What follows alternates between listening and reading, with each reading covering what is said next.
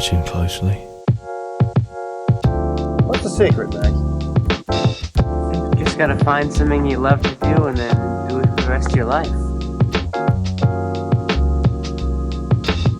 I don't want to be a product of my environment. I want my environment to be a product of me.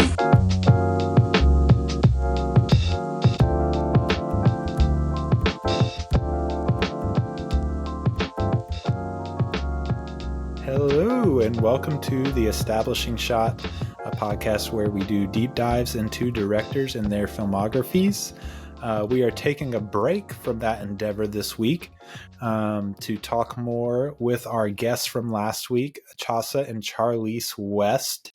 They are a pair of sisters that I have had the privilege of getting to know better, probably in the last half a year or so, 6 months.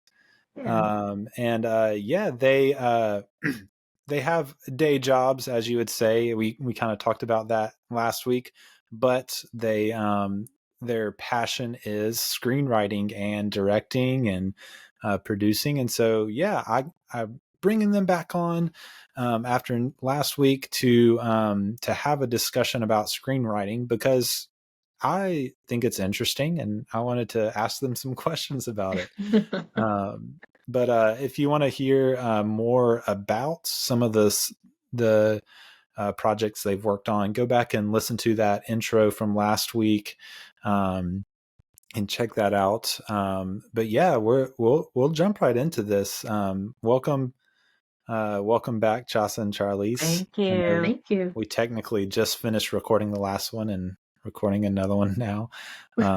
Always fun to awkwardly act like you haven't spoken in a while. Yeah. We debated doing a costume change, but more authenticity. Yeah. But yeah, let's jump right into it. I wanted to ask first off, when you first became interested in screenwriting. Yeah. And if anyone doesn't hear that first episode, I'm Chasah. I'm the older sister, and I'm Charliese, the younger sister. Yeah. And so that kind of fits in with how we started. 7 years ago, had a small break between jobs. Then I was transitioning into a new job, but had kind of a 2-week hiatus in between. And in that 2 weeks, I saw a competition for a Google sponsored basically contest to try to get scripts in for sci-fi concepts that had female leads. And I just thought to myself, well, I have the time. I watch TV. I've seen movies. How hard can it really be? And I was a pretty avid reader as a kid. So just making up stories was kind of common for me. I just had never really taken to putting it down on paper in a super cohesive way before. So in that 2 weeks, I thought I will figure out, how do you write a pilot episode, which is what they call the first episode of any TV show. And I made up a concept, and it had to do with time travel and a corporate job that the whole building and the whole just environment of where those people worked had to do with time travel, and a woman who worked there was the main character. So did that, thought of course when I submitted it that it would blow their minds, and that would be the next TV show on the lineup on Fox, ABC, or NBC, of course. Most likely CBS though. And of course nothing happened because it was a very beginner script, but I had at that point learned what it kind of takes, so what the format looked like, and the hot key topics that people talk about in creating a story, especially for screen.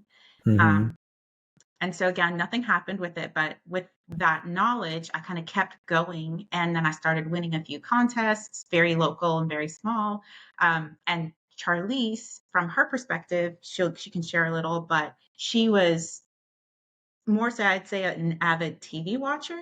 And so I would always kind of ask her advice or get her feedback on things. And at some point, I just formally asked her if she would want to write with me from the beginning, so I wouldn't have to keep making these stories that I thought were awesome and then showing her and getting her really, really insightful feedback, but having to maybe start from scratch. That was really Yeah. painful. So, um, So then, yeah, that's from your basically perspective. where my origin story begins. So with that invitation to write with her, we had actually worked on a script that she had uh, completed by herself. And then when she invited me to write on it, I really enjoyed digging into the characters and the structure that she already had there and sort of just working with that to Mm. expand a bit of the characters or of the storyline, because Chaucer has always been very, very good at world building. I Mm. mean, to the point where I believe the worlds are sometimes the things that can crush the rest of the elements of the story, but sometimes in a Gotcha. good way. I mean, if we ever did do those big epics, Chaucer's world building would come in handy very, very Yeah. much. She's just saying, I have a big imagination and I need a big budget to make those things come true, That is true. which we That don't is have true. right now. Yeah. Yeah. But So if you're on listening the out there and you have a connection, reach out. You can probably DM on Instagram. Yep. The link will be in the episode page. Get them their first big budget. But yeah, in terms of the learning curve of screenwriting, I actually did a little more reading of existing scripts Yeah. rather than delving into the same things that Chaucer did. I'm not as much of an avid reader as she said. She said it in a nice way. I was really a couch potato who watched a lot of TV shows and movies, but I did really, really enjoy reading the scripts of movies that I had already seen to see how Mm. it was on the page. But then I also got into reading scripts of movies I had never seen before, and that was Mm. also an education. Yeah. I bet so. It is funny. So, as y'all are talking, I was thinking, you know what? Like, there, most of the time, I guess maybe not most of the time, but like a good bit of the time when you like look at the like writing credits for movies, it's like not just one person. A lot of times you have multiple writers, and it's Yeah. probably for that reason of like, this person is strong in this aspect, this person is stronger in this aspect, and they kind of need Yeah. each other to Yeah. kind of build a full story with a full world with full characters. Yeah. Right? Yeah, If so it were that's just really up to me, characters would be go, go, go, go. Literally, she'll have to tell me every once in a while, they need to sleep or they It's need like to a rest. moment of rest. Yeah. That's great. Hi. Quick reminder that you, yes, you, can be a huge help to the production of this show. If you visit establishingshotpod.com/donate, you'll find out how to join the Establishing Shot family through some giving tiers starting as low as $5 a month. You heard that right, only $5 a month. And not only will you be helping me keep the show going, but you'll also get some perks yourself, like early and ad-free episodes, bonus episodes, access to a Discord server where we can chat it up about the show and movies in general, and more. Might even let you choose a movie for me to review for the show. Check out that link in the show notes to learn more. Back to the show. Yeah, so on that note, what are like the first things you do when you sit down to write a script? Outline. So we're outliners. We know that there are definitely some screenwriters out there that skip the outlining process, but we have to outline. Yeah. And honestly, I would say by the time we're sitting down to write it, we've actually probably had a couple of conversations about what is the story, like who Yeah. are the characters and what are they learning, because we're very theme driven. And so we may have an idea of like a cool setting or a cool scene, but we don't just sit down and write that scene. If we're really going to write a story, we keep notes, either like physical notes or a Google Doc of notes that kind of bring a cohesive story to the surface thematically. And then I might be thinking of like if it's a big budget action idea, um, what is the middle of the movie's like big, you know, exciting thing. And Mhm. then when we're sitting down to write, we're actually just copying our notes that are like following what people would call like story structure. What's the first Sure. act look like? What does the second act look like? What does the third act look like? We've already kind of figured that out through conversation. And then we pull that into the screenwriting software that we Yeah. use. And then we're turning those chunks and bullet points into like scene format. Very cool. Yeah. Yeah. Well, I mean, that makes sense to me. Whenever I write papers, it does help. Like in the past, when I've written like essays or whatever, Hmm. or longer research papers, like it just like makes sense for me to outline first so that I know where, because like a lot of, I feel like unless you're just, I'm sure those kind of writers are out there that can just sit down and start writing and like Yeah. just know where they're going in their mind. But Hmm. for That's not for us. most of us folk, you kind of need to know an outline of where you're heading so that you can kind of keep keep your Track. like Yes. compass pointed in the right direction. Hmm. Yeah, for sure. Hello again. Do you know how you can really support the show for free in just a few minutes or less? That's right. Just leave a rating and review on Spotify and Apple, or wherever you listen that might allow for ratings and reviews. These really help the visibility of the podcast. In fact, just hit that pause button right now and drop the review right now. And then you can get back to the show. I'd greatly appreciate it. Okay, I trust that you went and left that rating and review now. Back to the show. So skipping ahead to the end, how do you know when you're like done with a script, or are you ever really done with a script? In some cases, we're done because for at least our short films, Uh-huh. they're filmed, so we Right. can't Yeah. really go back and mess with that. So those scripts we're not going to go back into. Um, Unless it gets optioned for a feature. and then that is almost like its Yeah. own thing. Yeah, that's true. Unless it gets optioned for a feature. Um, but for others, some of those concepts that we have that we're like, we want to write a story like Indiana Jones or like Tomb Raider, but Hmm. with a character who looks like us. Um, Sure. Yeah. those haven't been made yet. So we might watch something and get another idea, or we might watch and say, oh, we could have done that better. And since it's not made, we might have submitted it to a contest, but that doesn't prevent us from making tweaks to it. So in some of those cases, we'll go back in and make adjustments. So Yeah. Especially for the stories that sort of stay with us, and we will bring them up pretty often. There's some ideas where they kind of just get shot out in a situation that we may be in, but most of the time, if we go back and revisit them, there's only a few that will really stick with us over and over and get brought back to memory very Yeah. often. Yeah. Do y'all like, I guess like what, you kind of talked about seeing other things and being like, oh, we can do some of that, or we can maybe do something like that or do it better than that.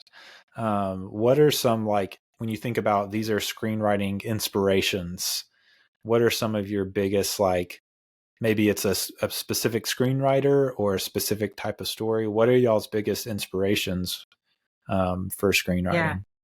screenwriting? So I'd say right now, and it has been for a while, Terry Rossio, I think is how you pronounce his name, or Rossio, Terry Okay. Rossio, and Christopher McQuarrie. And so what Hmm. those writers have in common, Terry Rossio and his writing partner, Ted something, they wrote the Pirates of the Caribbean movies. Like they came Okay. up with those concepts. Also Aladdin. And so that's a movie that we grew up Yeah. really loving. Again, just that mixture of like really epic, but Yeah. also romantic and cool and like has twists, and Pirates of the Caribbean does pretty much that to a T. Yeah. And so I would love to write stuff that just has all of those ingredients, so like a really Mm. good story you can sink your teeth into, but also has like surprising stuff and a bit of comedy. And Yeah. Christopher McQuarrie, who's also known as like a director, he has done some of the latest Mission Impossible movies, Hmm. and the latest Top Gun Maverick film, Yeah. and we really enjoy those. Who doesn't love a spy movie? Yeah. But he's just really good again at creating like these big epic stories that also have like characters you can understand, but Hmm. again, And I that think something and that that I grow. just and that grow, but something I just really love is like a story that takes you by surprise. So like Yeah. good twists. Yeah. And spy stories I feel like always have a good twist. So Oh yeah, those are for I feel sure. like writers who are operating at like a really, really high level. Of course they get the big budgets. Yeah. But that's what I would aspire to be able to do in my own writing, even if it doesn't get Yeah. made.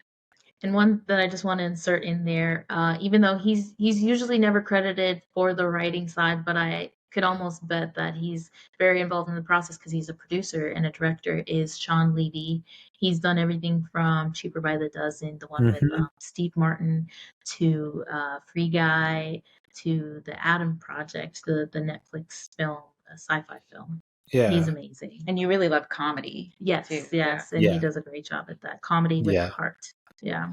Yeah. Yeah. That's always fun.